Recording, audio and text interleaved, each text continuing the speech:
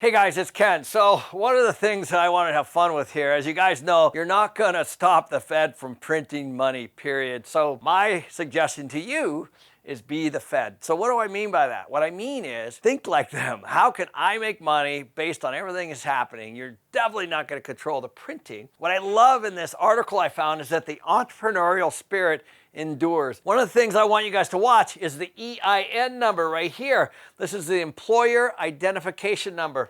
Check this spike out, guys. It's awesome. So this is 2020 right here. Essentially what this is showing is entrepreneurs are starting their own businesses. They're doing side hustles. They're doing things that they need to do to try to make more money.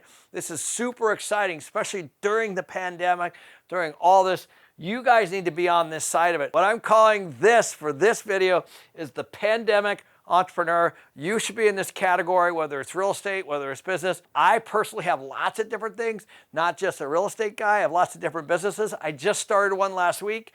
This is a great opportunity for you guys to figure out how to solve the problem, start a new business, and make sure you hold on to the end of the video, because at the end of the video, I have a bunch of businesses and industries that I think you might want to consider that you could start up right now that are in massive demand. If you guys like these, please hit the subscription and the like and the notification bell, and these videos will come straight to you as we deliver them. There's a lot of work here, and I really appreciate your support. So first, unfortunately, we got to start with the big picture, guys. We got to start with, what's going on right now. Now, unfortunately, this is not necessarily good news, but no surprise to everyone. Nationally, 34% of all small businesses are closed as compared to January of 2020. Essentially, this is the percentage of change in number of small businesses that are open, and you can kind of check this out as to what cities have done well, what cities have not done well, and I summarized it for you here in this chart. And by the way, you of course can download this into the show notes, and you don't have to take any notes or anything. Just go to the bottom here and click on that. It'll go right to your inbox. So let's talk about this. The U.S. as a whole, the data suggests that nearly a quarter of all small business will remain closed. As we already talked about, this is after the PPP money. This is after all the government stimulus, and it doesn't look like the businesses are going to get any more of that. What I did is I focused on the cities that have done the worst, but that's not necessarily what you need to do. I just wanted to show you the ones that have had the toughest problem. Obviously, San Francisco, number one. 49% of the small businesses closed. New Orleans, second. Honolulu, Washington, D.C., San Jose, Portland, San Antonio, Sacramento, Boston, Oakland.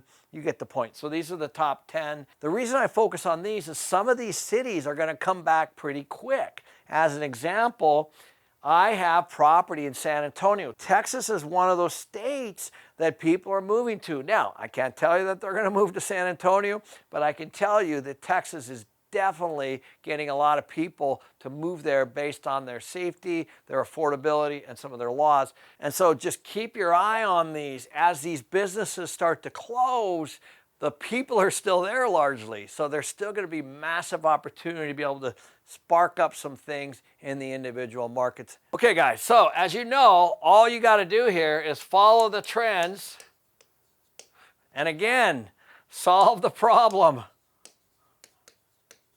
Not that hard. Just take a look at where people are going. Take a look at the migration patterns. Take a look at businesses that didn't make it. And take a look at what opportunities there are, because with all of this loss becomes massive opportunity. So as you guys know, I've talked before about a K-shaped recovery. So this basically shows a K-shaped recovery where some industries have seen more improvement and others have not. And essentially, the professional and business services has done okay, and the leisure and hospitality sector has not done as well, of course. The change in small business revenues is very important, and these are the different stimulus checks right here, guys. Stimulus check number 1, number 2, number 3. This is a state of emergency right here. And so you can just follow this and you kind of see how the revenues is done. This is all rolled up by industry, but you can actually take a look at this by city, by state, etc. So it's very important as you guys try to solve these problems, just follow the trends and look for the opportunities. So now we're going to talk about where I think the opportunities are going to be. And what I did, guys, is I just went online and I started looking for things that were doing well. So these are thriving businesses in 2021 during the pandemic. the cleaning business, the delivery business. You guys know everything's happening that way. The grocery business, this is going to continue. The liquor business, not necessarily so good, but it's a fact. I know lots of guys that are actually starting up their own whiskey brands and vodka brands and things like that right now. Meal prep, delivered to your door, delivered to your work. People are still pretty concerned about COVID.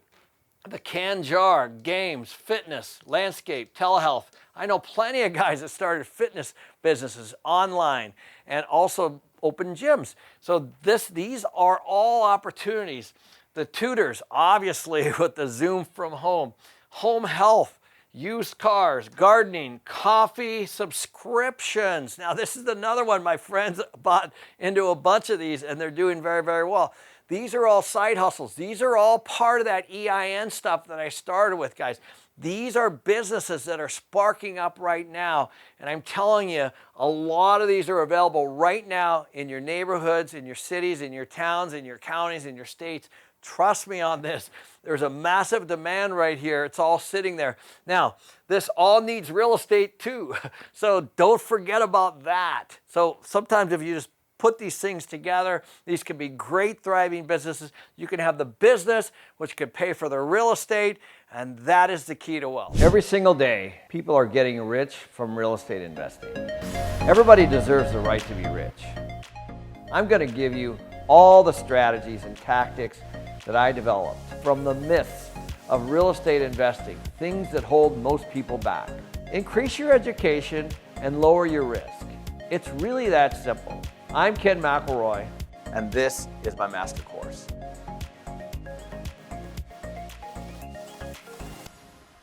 So just to wrap up, guys, I know times are tough. I know sometimes it's hard, especially when you turn on the news, to get your head around some of the stuff. But there are people that are going to do this, and you might as well be one of them, because there's going to be massive opportunities as you see moving forward in all of these areas. They're already emerging, and all of these are going to be needing real estate, and all of these are going to be side hustles. So do everyone a favor, guys. Solve the problem. Make some money, make your family some money, and let's get all this behind us. So thank you for watching.